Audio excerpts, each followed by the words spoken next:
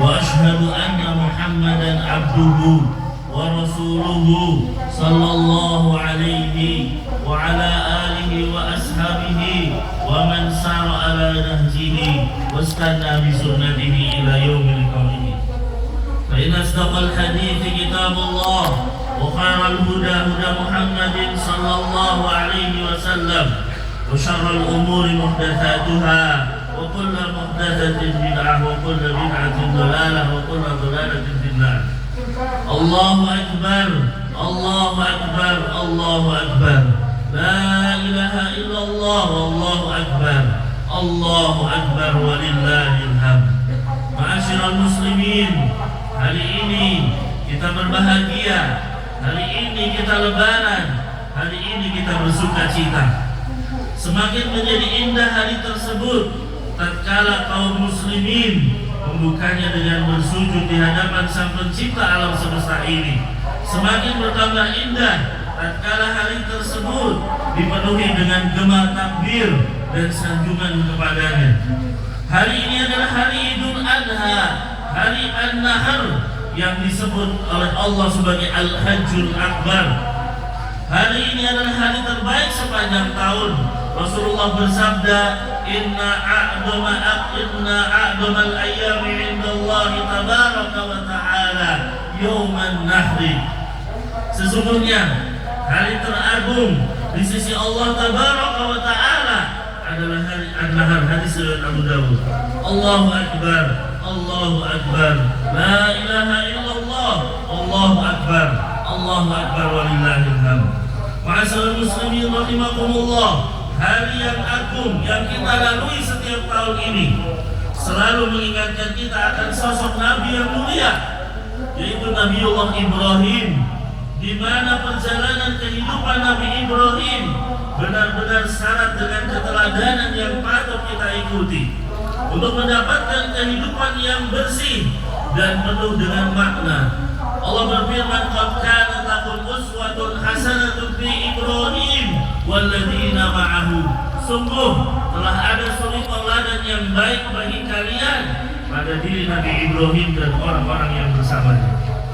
Nabi Ibrahim dikenal dengan kekasih Allah, sebagaimana di dalam firman Allah, "Wattaqadallahu Ibrahim khalilan," surat An-Nisa ayat 125, dan Allah mengambil Ibrahim sebagai kekasihnya. Rasulullah juga bersabda dalam hadis riwayat Muslim, "Fa innallaha ta'ala qad ittaqadani khalilan kama ittaqada Ibrahim khalilan." Sesungguhnya Allah Ta'ala telah menjadikanku sebagai kekasihnya sebagaimana dia menjadikan Ibrahim sebagai kekasihnya. Khalil dari kata al-khullah yang merupakan derajat tertinggi di dalam cinta.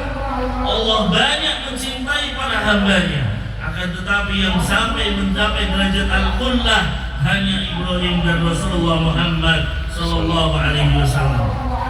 Nabi Ibrahim benar-benar membuktikan cintanya kepada Allah dengan menjalankan segala perintah Allah yang berat-berat.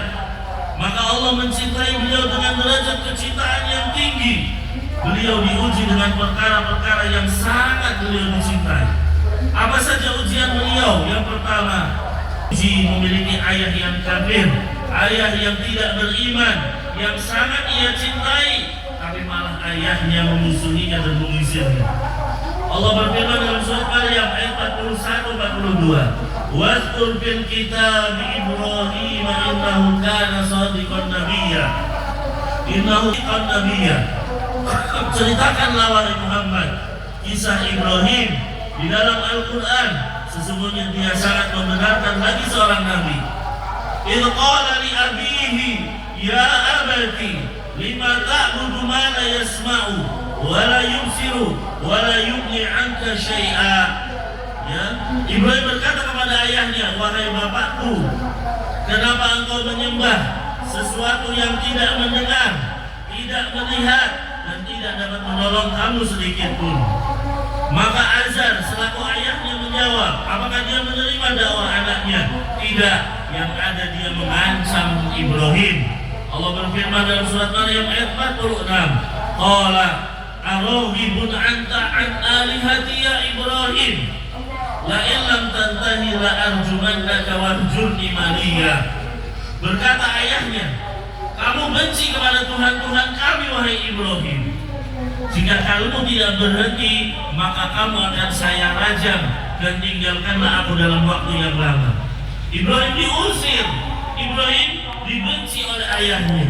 Maka kita bisa mengambil dua pelajaran di dalam kisah ini, bahwasanya di antaranya bahwa yang namanya berdakwah terutama adalah kepada keluarga terlebih dahulu. Lihatlah Allah perintahkan kepada Nabi kita Muhammad sallallahu alaihi wasallam dalam surat Asy-Syu'ara ayat 214, wa anzir ashiratakal aqrabin, dan berilah peringatan kepada kerabat-kerabat yang terdekat. Pelajaran yang kedua, bahwa keluarga Nabi sekalipun tidak akan bisa selamat dari api neraka kalau dia tidak mengikuti ajarannya. Ya, siapapun itu keluarga Nabi, baik itu ayahnya, baik itu pamannya, baik itu anaknya, baik itu istri Nabi sekalipun, atau anak-anak Nabi sekalipun, tidak akan selamat kecuali dengan mengikuti apa yang menjadi ajaran Nabi tersebut. Allahu Akbar, Allahu Akbar, la ilaha illallah, Allahu Akbar. Ujian yang lain, bahwa Ibrahim diuji meninggalkan kampung halamannya, dimusuhi oleh seluruh penduduk negeri. Di dalam surat Asy-Syu'ara ayat 69 dan lain sebagainya, ketika Ibrahim berkata, dan bacakanlah kepada mereka kisah Ibrahim ketika ia berkata kepada bapaknya dan kaumnya, apa yang kalian sembah? Mereka menjawab, kami menyembah berhala-berhala dan kami senantiasa tekun menyembahnya. Berkata Ibrahim, apakah berhala-berhala itu mendengar doa kalian sewaktu kalian berdoa kepadanya? Atau dapatkah mereka memberi manfaat kepada kalian atau menolak madarat? Atau mereka menjawab, bukan karena itu. Kata kaumnya, bukan karena itu kami menyembah. Sebenarnya kami mendapati nenek moyang mereka berbuat demikian. Maka hadirin yang dimuliakan oleh Allah, tatkala kaumnya kalah hujah dengan Ibrahim, maka tidak ada cara yang lain untuk dilakukan kepada Ibrahim kecuali dengan kotor dan kekerasan. Mereka marah, mereka mengusir Ibrahim, mereka tidak menginginkan Ibrahim. Bahkan bukan hanya mengusir, mereka melakukannya dengan cara yang tidak wajar, yaitu dibakar di halayak ramai. Allah Subhanahu wa ta'ala berfirman, qalu harriquhu wansuru alihatakum in kuntum fa'ilin. Mereka berkata, bakarlah Ibrahim dan bantulah Tuhan-Tuhan kalian kalau kalian benar-benar hendak bertindak. Lihat, dengan nada marah, penuh provokasi, mereka berkata, bakarlah Ibrahim dan tolonglah Tuhan-Tuhan kalian. Secara tidak sadar, sekali lagi mereka tanpa sadari, mereka mengakui dengan lisan mereka bahwa Tuhan-Tuhan yang mereka sembah butuh pertolongan. Dengan kalimat wansuru alihatakum, tolonglah Tuhan-Tuhan kalian.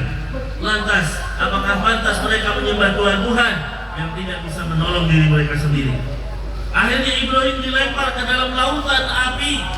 Sebagaimana disebutkan dalam hadis, Ibrahim mengucapkan hasbi Allah wa ni'mal wakil, cukuplah bagiku Allah, dia adalah sebaik-baiknya pelindung.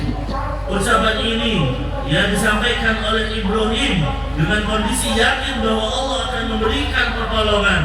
Maka Allah turunkan surat Al-Anbiya ayat 69 dan 70, di mana Allah berfirman, qulna ya naru kuni bardan wa salaman ala Ibrahim wa aradu bihi kaidan faja'alnahumul akhsarin. Kemudian Allah berfirman, wahai api, jadilah dingin dan selamatkan Ibrahim. Ya, mereka hendak berbuat makar terhadap Ibrahim, maka kami menjadikan mereka itu orang-orang yang merugi.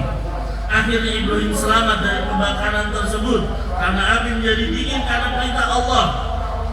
Dingin yang dirasakan oleh Nabi Ibrahim adalah dingin kesejukan yang membuat selamat meskipun terbakar atau meskipun di dalam api. Inilah mukjizat Allah kepada Nabi Ibrahim yang diperlihatkan kepada penduduk kota Babil saat itu. Akan tetapi mereka tetap tidak beriman karena mereka berpegang pada tradisi mereka. Maka hadirin yang dimuliakan oleh Allah, sekurang-kurangnya ada dua pelajaran bahwa ketika kesesatan dan kekafiran kalah hujah, maka mereka akan beralih ke fisik. Kemudian bahwa dakwah ini yang pasti akan mengalami pengusiran, bahwa dakwahnya para nabi pasti akan mengalami pengusiran sebagaimana Ibrahim dan juga Rasulullah yang harus hijrah ke Madinah. Kemudian yang ketiga, di antara ujian kekasih Allah adalah dia harus meninggalkan putranya Ismail yang dia cintai, yang sudah puluhan tahun dia mengharapkan kelahiran anaknya. Namun begitu lahir, kembali dia harus berpisah dan harus meninggalkannya di Mekah. Pada suatu hari Ibrahim terbangun dari tidurnya, tiba-tiba memerintahkan istrinya Hajar untuk mempersiapkan perjalanan dengan membawa bayinya. Maka Hajar, perempuan itu segera berkemas untuk melakukan perjalanan panjang. Saat itu Ibrahim masih bayi, bahkan belum disapi. Ibrahim dan Hajar serta Ismail menyusuri bumi yang penuh dengan pepohonan, rerumputan, sampai akhirnya tiba di padang Sahara. Beliau terus berjalan hingga mencapai pegunungan, kemudian masuklah di daerah Jazirah Arab. Ibrahim menuju ke sebuah lembah yang tidak ditumbuhi tanaman, tidak ada buah-buahan, tidak ada pepohonan, tidak ada makanan dan tidak ada minuman. Yang kondisi ini menandakan bahwa tempat itu tidak ada kehidupan di dalamnya. Di lembah tersebut beliau turun dari panggung hewan tunggangannya, dari punggung hewan tunggangannya, kemudian menurunkan istri dan anaknya. Setelah itu dia tanpa berkata-kata meninggalkan istri dan anaknya di sana. Mereka berdua hanya dibekali sekantong makanan, sedikit air yang tidak cukup untuk 2 hari. Setelah melihat kiri dan kanan, beliau melangkah meninggalkan tempat tersebut. Tentu Hajar terperangah. Hajar heran diperlakukan demikian. Dia ikuti suaminya sambil bertanya, "Ya Ibrahim, aina tadhabu wa tutrukuna bihadzal wadi alladhi laysa bihi anisun wala syai'?" Ibrahim, hendak kemana engkau pergi meninggalkan kami? Apakah engkau akan meninggalkan kami tanpa teman di lembah yang tidak ada sesuatu apapun ini? Ibrahim terus berjalan tanpa menjawab pertanyaan istri. Terus dia berjalan. Hajar kembali mengulangi pertanyaannya, tetapi Ibrahim selalu membisu. Terus sampai ketika sudah 3 kali, Hajar pun bertanya, "Allahu amaraka bihadza?" Apakah Allah yang memerintahkanmu demikian wahai Ibrahim? Baru di sini Ibrahim jawab, "Bala, benar. Allah yang memerintahkanku." Maka dari sini kita bisa melihat Hajar dengan ketawakalannya yang tinggi, dengan husnudzonnya yang tinggi kepada Allah, Hajar mengucapkan kalimat yang indah, "Idzan la yudayyi'un Allah." Kata Hajar, kalau memang ini adalah perintah Allah, maka pasti Allah tidak akan menelantarkan kami. Hadirin, lihatlah bagaimana Nabi Ibrahim dan Hajar mampu berprasangka baik kepada Allah Azza wa Jalla. Mereka yakin bahwa selagi bersama Allah, maka mereka tidak akan mungkin terlantar. Tidak akan ada yang mencelakainya, tidak ada yang melukainya. Maka manusia wajib berbaik sangka kepada Allah apapun keadaannya. Karena ingat, Allah menyikapi hambanya sesuai prasangka tersebut. Kalau hambanya berprasangka baik, maka Allah akan memberikan keputusan yang baik untuknya. Namun bila hamba berburuk sangka, berprasangka yang buruk, maka Allah akan menghendaki keputusan yang buruk itu untuknya. Allah tidak akan menyia-nyiakan harapan hambanya yang senantiasa berbaik sangka kepadanya. Maka seorang hamba yang bijak, dia senantiasa berbaik sangka kepada Allah dalam setiap keadaan. Apabila dia diberi kenikmatan, ia merasa bahwa itu adalah karunia Allah. Dia tidak besar kepala dengan kenikmatan dunia tersebut. Sebaliknya, apabila didera dengan penderitaan, dengan kekurangan, dia merasa bahwa Allah sedang mengujinya agar dapat meraih tempat yang mulia. Dia kembali tidak berburuk sangka dan menganggap bahwa Allah tidak adil, bahwa Allah telah menghinakannya. Kita harus belajar dari Hajar, seorang wanita yang baru mempunyai anak bayi, kemudian ditinggalkan suaminya di padang pasir yang gersang. Tapi dia yakin, kalau ini perintah Allah, maka Allah tidak akan menelantarkannya. Allah pasti akan menolongnya. Kisah ini hadirin bukan untuk hajar saja. Kisah ini bukan hanya untuk zaman itu saja, tapi untuk zaman sekarang yang kita mungkin berada di dalam kondisi yang lemah, di dalam kondisi perekonomian yang sedang surut, tapi selalu kita berbaik sangka kepada Allah Subhanahu wa taala bahwa Allah akan selalu menolong kita, bahwa Allah akan selalu memberi rezeki kepada kita. Maka yakinlah bahwa orang-orang yang tekun beribadah kepada Allah, berakidah yang benar, menegakkan salat, berpuasa, menunaikan zakat dan menjalankan perintah agama, pasti Allah tidak akan pernah menelantarkannya. Itu yang harus kita yakini. Allahu Akbar, Allahu Akbar, Allahu Akbar. Di antara ujian yang diterima oleh Ibrahim adalah diuji untuk menyembelih Ismail ketika sudah mencapai usia remaja, dan dia tetap menjalankannya. Allah berfirman di dalam surat As-Saffat ayat 102, "Falamma balagha ma'ahu sa'ya, qala ya bunayya inni ara fil manami anni azbahuka, fanzur madza tara." Qala ya abati al-ma tu'mar, satajiduni insyaallah minas sabirin. Maka tatkala anak itu sudah sampai usia remaja, ya, berusaha bersama sama Ibrahim, lalu Ibrahim berkata, "Wahai anakku, sesungguhnya aku melihat dalam mimpi bahwa aku menyembelihmu, maka pikirkanlah apa pendapatmu." Kemudian jawaban Ismail, "Wahai ayahku, kerjakanlah apa yang diperintahkan kepadamu. Insya Allah kamu akan mendapatiku termasuk orang-orang yang sabar." Ismail saat itu berumur belasan tahun, Ibrahim saat itu berumur 100 tahun. Waktu yang sudah mulai lemah, mulai bertumpu kepada sang anak. Saat itulah puncak kecintaan seorang ayah dan kepada seorang anak. Allah uji dengan memerintahkan ayahnya untuk menyembelih sang anak. Tentu ujian ini lebih berat daripada ujian tatkala Ibrahim dilemparkan ke dalam lautan api. Ya, betapa seorang ayah lebih mencintai anaknya daripada diri mereka sendiri. Ya, Ibrahim berkata dengan penuh ketenangan, "Ya bunayya, inni ara fil manami anni azbahuka." Wahai anakku, sesungguhnya aku melihat dalam mimpi bahwa aku menyembelihmu. Perhatikan, kita harus tahu bahwa mimpi para nabi itu adalah wahyu. Maka tatkala Ibrahim menyampaikan ini, lihat, Ibrahim tidak langsung mengatakan kamu harus turun, tidak, tapi Ibrahim mengatakan fanzur madza tara, maka pikirkanlah apa pendapatmu. Yaitu agar Ismail dia menjalankan ketaatan tanpa keterpaksaan, benar-benar karena tunduk kepada Allah, agar Ismail mendapatkan pahala yang besar. Ternyata Ismail tidak kalah sabar dengan sang ayah. Beliau serta-merta mengatakan, "Ya abadi al-ma tu'mar," wahai ayahku, lakukan yang diperintahkan Allah kepadamu. Dan beliau mengatakan, "Insya Allah, saya satajiduni insya Allah minas sabirin." Engkau akan mendapatiku insya Allah termasuk orang-orang yang sabar. Beliau tidak lupa untuk menyandarkan kepada Allah bahwa dirinya bisa sabar karena ada daya dari Allah Subhanahu wa taala. Allahu Akbar, Allahu Akbar, walillahil hamd. Ma'asyiral muslimin, kita sedang diajari oleh ayah dan anak tentang makna pengorbanan kepada Allah dalam segala kehidupan. Kurban artinya udhiyah, mendekatkan diri kepada Allah Subhanahu wa taala. Makanya Allah mengatakan bahwasanya, ya, fasholli li rabbika wanhar, salatlah kemudian berkurbanlah. Perkataan Ismail tatkala dikabarkan satajiduni insyaallah minas sabirin, engkau akan mendapatiku wahai ayahku insyaallah termasuk orang-orang yang sabar. Ini adalah kalimat tawakal kepada Allah.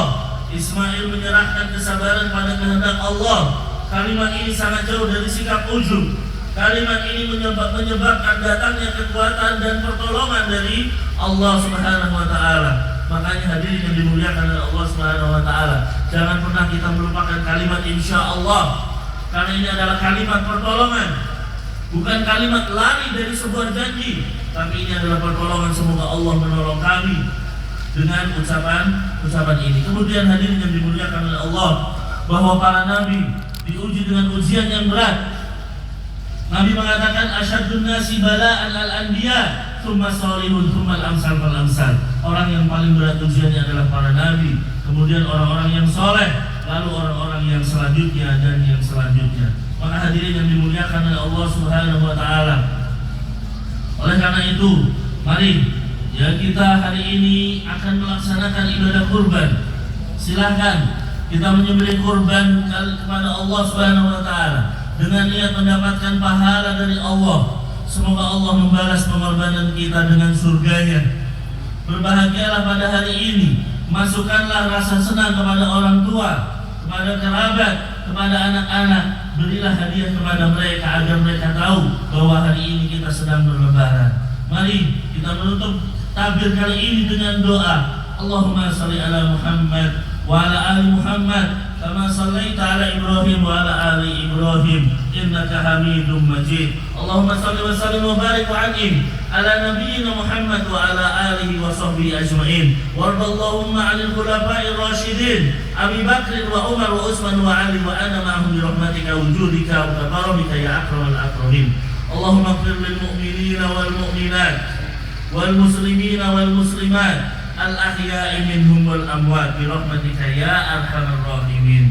Ya Allah, ampunilah kaum mukminin dan mukminat, kaum muslimin dan muslimat yang masih hidup maupun yang telah tiada. Ya Allah, ampunilah kedua orang tua kami yang telah bersusah payah merawat kami. Ya Allah, ampunilah ibu kami yang telah bersusah payah mengandung kami selama 9 bulan, yang telah bersusah payah bertarung melawan kematian tatkala melahirkan kami, yang menahan tidur dengan berlinang air mata tatkala kami sedang sakit, yang begadang demi menidurkan kami tatkala kecil. Ya Allah, ampunilah ayah kami yang telah bekerja keras, berpanas-panas di bawah terik matahari, membanting tulang siang dan malam, semuanya demi membiayai kehidupan kami.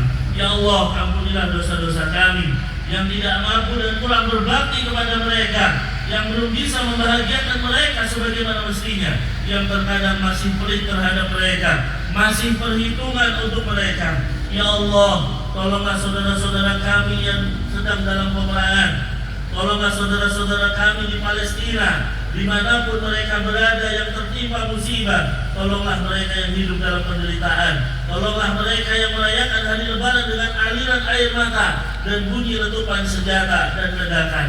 Tolonglah mereka agar berhari raya ya dengan rasa aman tanpa ada rasa takut. Ya Allah, angkatlah penderitaan mereka, sabarkanlah mereka, kuatkanlah hati mereka. Allahumma la tada' lana fi maqamina hadha dhanban illa ghafartahu wa la maridan illa syafaitahu wa la hamman illa farastahu wa la daynan illa qadaitahu wa la hajatan min hawaiji dunya hiya laka ridha wa lana fiha salah illa aghnatna 'alaiha wa yasaratna lana. Ya Allah, jangan Engkau biarkan di tempat kami ini ada satu dosa pun kecuali Engkau ampuni. Tidak ada seorang pun yang sakit kecuali Engkau sembuhkan. Tidak ada kesedihan kecuali Engkau hilangkan. Tidak ada hutang kecuali Engkau lunaskan. Tidak ada satupun kebutuhan dunia bagi kami Engkau akan ridhoi kecuali Engkau menolong kami untuk meraihnya. Engkau mudahkan bagi kami. Rabbana atina fid dunya hasanah wa fil akhirati hasanah wa qina adzabannar wa akhiru da'wana alhamdulillahi rabbil alamin. Subhanakallahumma wa bihamdika asyhadu an la ilaha illa anta astaghfiruka wa atubu ilaik. Assalamu alaikum warahmatullahi wabarakatuh.